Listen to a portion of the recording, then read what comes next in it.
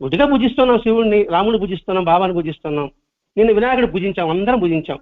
మరి వినాయకుడి తత్వం ఏంటి అని ఆలోచించాలి కదండి. ఏమిటి గణేశుల్లోని ప్రత్యేకత? గణ ఈశుడు, గణానికి అధిపతి, గణాధిపతి.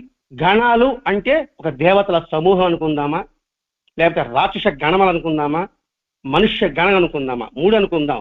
ఈ 3కి ఆయన అధిపతి. ఆయన ఆరాధిస్తే ఈ 3 గణాలు మనల్ని ఏమి చేయలేదు. మీకు అర్థం కావాలంటే చెట్టు మొదట్లో నీరు పోస్తే అంతటా దినట్టుగా.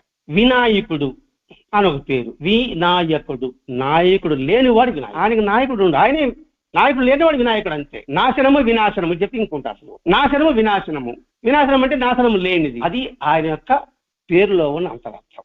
ఆయన తల ఏంటి ఎంత పెద్దదిగా కనబడతా ఉంది, ఆ తలలో ఉన్న అంతరం ఏంటి? మన కథలు ఉన్నాం, ఆ తల అయినాడు. మరి ఆ తల ఎంత పెద్దదిగా ఉంది. చెవులు ఎట్లుంటది? చెవులు ఏమంటారు?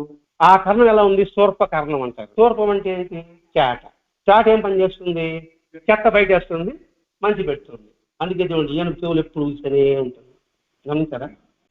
లోప చెడెంతలా మన చెవులు కూడా అలాగే ఉన్నాయి. మంచి విను, నోరు మంచి మాట్లాడు. నోరు చిన్న నోరు ఉంటుంది, పెద్ద నోరు ఉంటుంది. నాకు ఆ నోరు కంటికి కనబడదు, ఆ నోరు కూడా కనబడదు. చిన్న నోరు అంటే ఏంటి?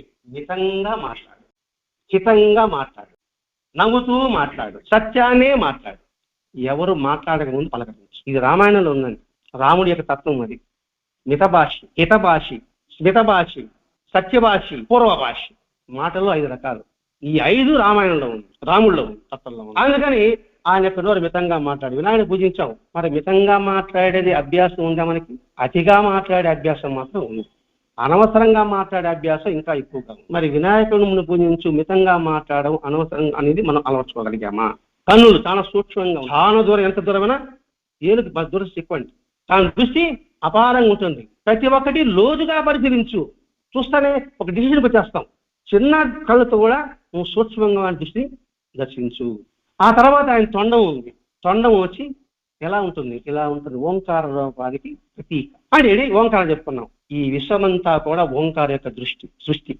ఓంకార అంటే మన సృష్టికి కర్త ఓంకారమే.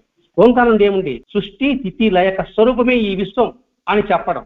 ఆ సృష్టి స్థితి లయలో అతీతంగా ఉండడం పరమానంద స్థితి మామూలు భాషలో అయితే. ఇంకా ఆచార్య భాష మోక్ష స్థితి ఒక భాష అయితే. మరి ఆ తొండం ఓంకార సత్వంలో ఉంది.